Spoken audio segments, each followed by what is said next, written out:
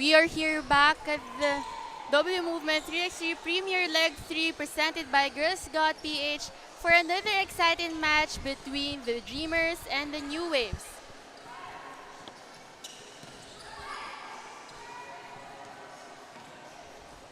Dreamers now with the ball. 9 minutes and 30 seconds on the ball game.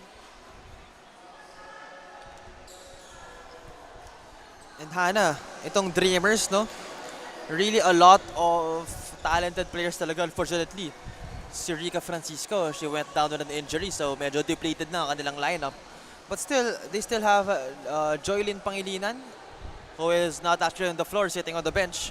Pero abangan natin na mamaya. Of course, we have their lengthy forward, lengthy center, which is Andre Gonzalez. So, they're depleted, pero kahit pa paano, may laban pa rin talaga.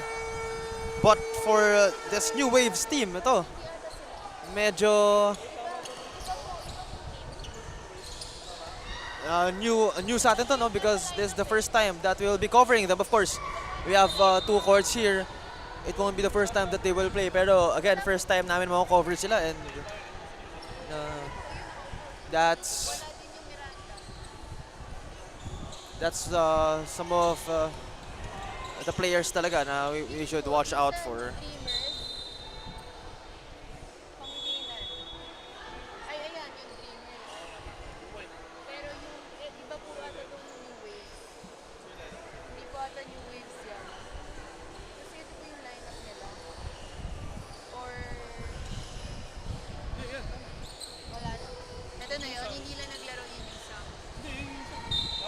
And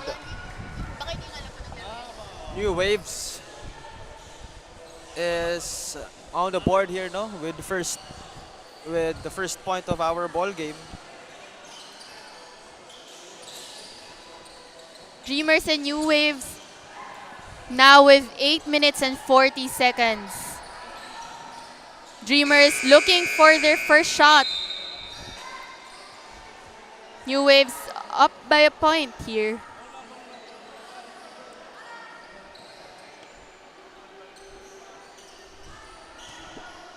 New Waves.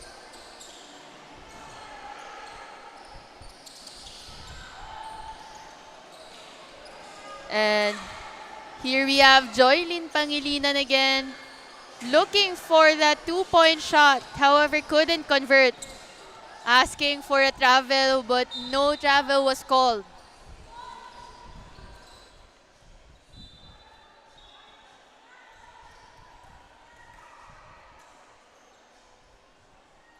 And Hana, ito, na-mention mo si Joylyn, no?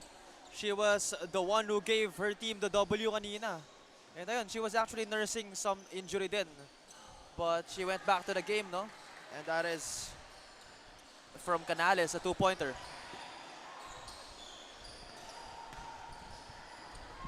Dreamers still looking for that first point, and we have it from Joylyn Pangilinan.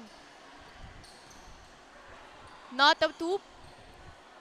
Sorry, it would count as a 2-point.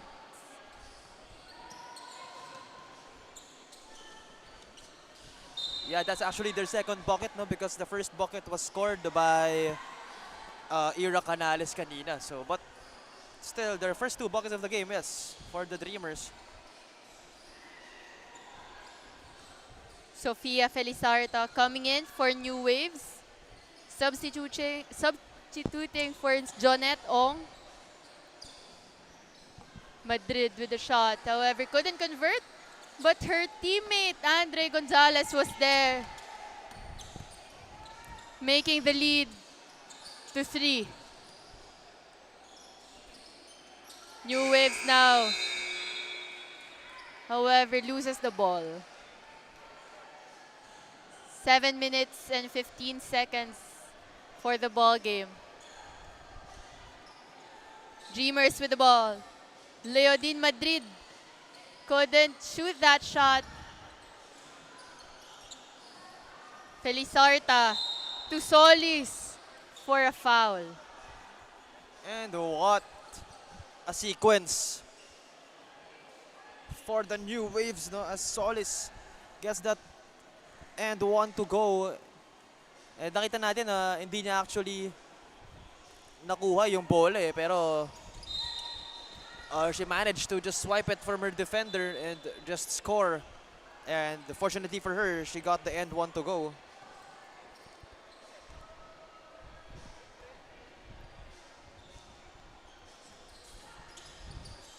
And there we can see it's the New Waves ball again, rebounded, and got the shot by Solis. A steal again for the New Waves. A turnover there from Sofia Felizarta. Solis wasn't able to catch that one. We can see for New Waves, Melissa Newsom is not playing for this game, right, Cholo? Yeah, but I think she's present no in our venue today and aabangan natin siya. Yeah, I think she's just sitting down there. And some trivia for this New Waves team. Actually, in creating the team name, they wanted to represent Chris's nickname, Melissa's brother, Chris Newsom. New meaning as well as of course, with the players agreeing, meaning it's the love outside the game of basketball, and the Waves, since that's also how New Wave started.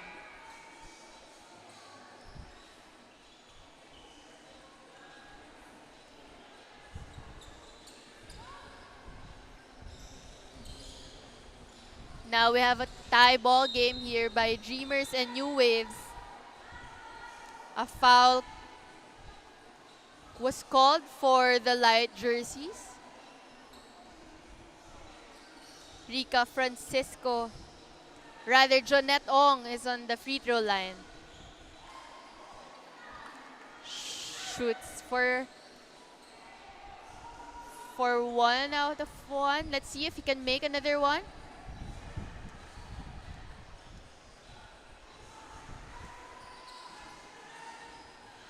Rica Francisco, 2 out of 2 in free throws. Now New Waves is up by 2. A drive there by the light shirts. And still rebounded by Ira Canales. New Waves still at it. Dribbling, looking for Jonette Ong. Couldn't convert. Still rebounded by them. Janina Solis. And grabe yung inside presence na binibigay ni Andre Gonzalez no na i-intimidate talaga ang players ng New Waves kapag siya ang bumabantay underneath the paint. You really can't just battle simply with her. Kailangan may tactic ka talaga. Pero ito mukhang nilabasan nila ang panlaban nila with this Jan De Castro. Now Jan De Castro looking for first shot, but couldn't convert that one. Pangilinan couldn't finish that 2-point shot. Yeah, si Joylyn, she's really confident no when shooting her 2-point shot. Kitang-kita natin na wala siyang hesitation. And that is why she has been the initial noisemaker no for the Dreamers. And I think Joylyn's looking good now as she made that 2-point shot. Making a tie ball game again for Dreamers and New Waves. As I was saying, Cho, I think as she was nursing an injury kanina, she fell in her previous game. I think she's doing okay and mukhang kaya nang ilaro ulit ang kanyang ankle.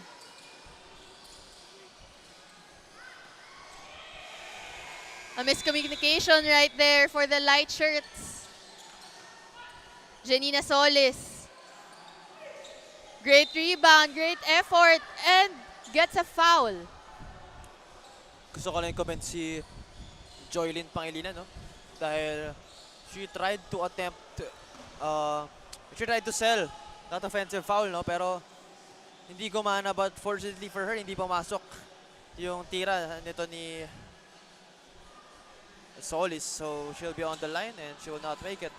And for New Waves to successfully win this game, I think Joylyn Pangilinan would still be a threat as she was our MVP of the match earlier. Actually, for the second time now. And she would still continue to dominate this time. Contributing 2 points now for her team. Out of bounds call play for the white shirts. Janina Solis with the ball. Looking for a screen. Drives to the basket. And all good for her. Ganda ng salaksak doon ni Solis, slicing the defense and just finishing it, giving her team a deadlock for this ball game. John De Castro this time. Rebounded by Solis again. But still couldn't make a shot there. Light shirts now. Looking for a 2-point shot by Leodin Madrid. Kasi Madrid, no? One of the quiet players din nitong Dreamers, pero once she shoots her shot, asahan mo na ipapasok na yan. And I think there was a 3-second count there. I think it was going with dark shirts. So, Dreamers has the ball now. Passes it to John De Castro. Rather, Leodin Madrid. Now with the dark jerseys. Solis again for that 2-point shot. 9-8 is our score. 9-10 rather. New Waves up by a point here. With 3 minutes and 31 seconds left for the ball game. And Hannah, napapansin ko lahat ng nilalaro ng Dreamers, no, laging close game. Kanina, we had a game winner for Joylyn Pangilinan, and ngayon, dikit pa rin talaga ang laban natin. Wala pa rin talaga nakakalamang. And I think yung Dreamers, no, they really like that thrill when playing our 3x3 basketball, as Joylyn will try to fire one. Ira Canales, who took that free throw shot, gets her own rebound and passes it to her teammate, however, wasn't able to convert there. Now, New Waves with the ball, still trying to get a steal from the light shirts. Pangilinan passes it to Madrid. No good. And Pangilinan tries to score that 2 points. Still no good for them. And white shirts passes it to the New Waves. Jonette Ong for 2.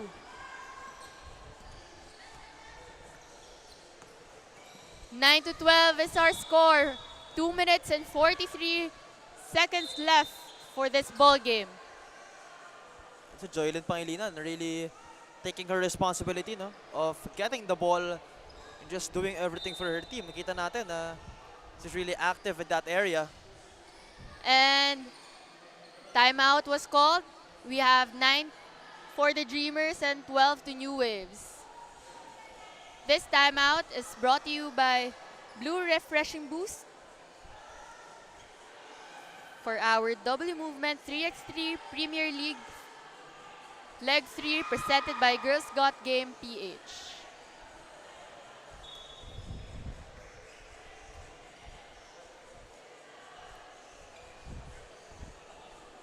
And we can see, no, our crowd here at the Beacon Hope in Caloocan City. And kita natin ang ating supporters, of course, of the W Movement. And you can also support us through live stream. Still here at W Movement's Facebook. And Leodin Madrid was trying for the 2-point shot also with Pangilinan. However, no good for them. Jonette Ong. Kita natin no, may illegal pick na tinawag ang ating official, that is against Sofia Felizarta. Yun yung kailangan ding fundamentals natin, no, na we need to set our feet first before setting a screen. And yung mga ganong klaseng fundamentals, ang minsan nakakalimutan natin. And take note also that both teams have their 4 team fouls with 2 minutes and 7 seconds remaining. Ganda ng gawa dun ni Solis, no? With that power bump and that finish, giving her team a 5-point lead. And you can see, nalalabas po na siya to take a breather. Here we have Ira Canales dribbling all the way to the basket but couldn't get it. And the foul was called on the white shirts, on the dark shirts, giving Andre Gonzalez a chance for a free throw. Gets her own rebound and still couldn't shoot it. 9-13 in favor of New Waves. Jonette Ong with the ball. Trying to get that shot, gets a foul by Ira Canales. Itong New Waves, no? Medyo nakakalayo na sila in terms of scoring. But for the Dreamers, again, you have Joylyn Pangilinan in your team. You have Andre Gonzalez in your team. So hindi pwedeng pabayaan itong koponan na to. But for the New Waves, so hindi pwedeng huminga sila. Kahit lamang sila by 4. All they need to do is to do their best to reach 21. No, to just continue shooting their shots. As that's no good for Jonette Ong rather. Jonette Ong, who also played for Ateneo Lady Eagles alongside with Melissa Newsom. And the 2-point shot there by the Dreamers. Yes, and again, Joylyn Pangilinan cutting the lead or their deficit to just 3. Again, if you're the New Waves, kahit lamang ka, hindi ka pwede mag-relax. Ito si Joylyn kanina, bigla na lang nagpasabog nung kanilang overtime thriller.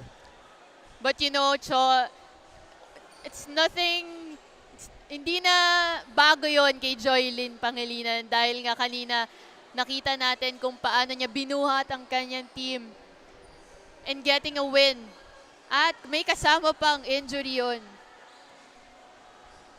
Now let's see here if the New Waves can finish this ball or will the Dreamers once again get a win through Joylyn Pangilinan.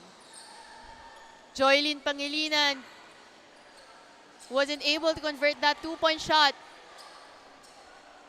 New Waves now, and all she goes for Janina Solis. Ito si Solis, mahilig siya sa mga power moves, no? Mga moves inside the paint, giving her team yung mga piso-piso. So that's something, again, na pwede nilang gamitin para makalayo kahit papano. Let's commend their good ball movement there. But one thing I noticed about this New Waves team, no?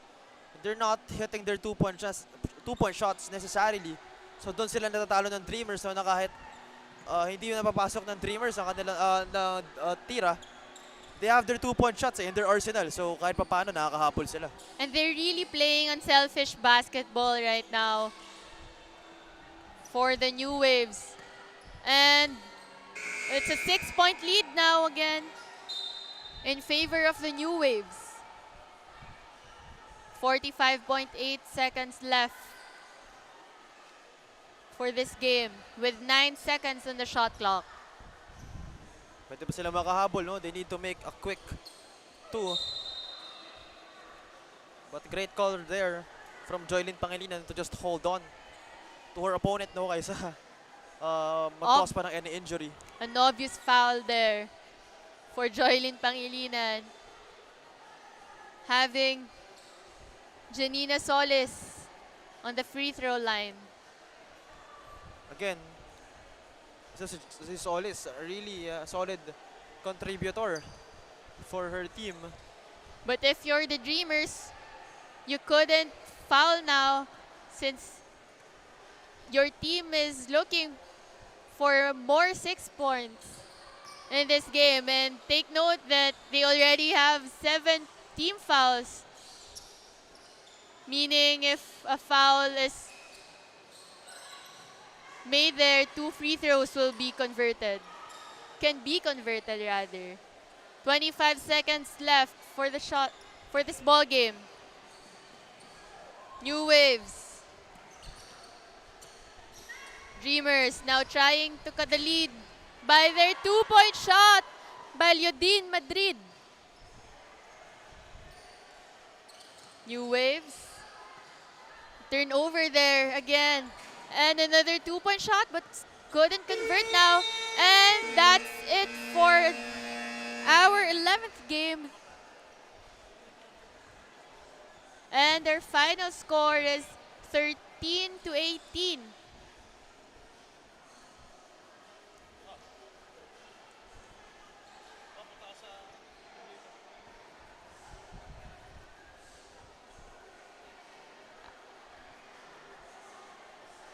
Our final score 13-18. And with New Waves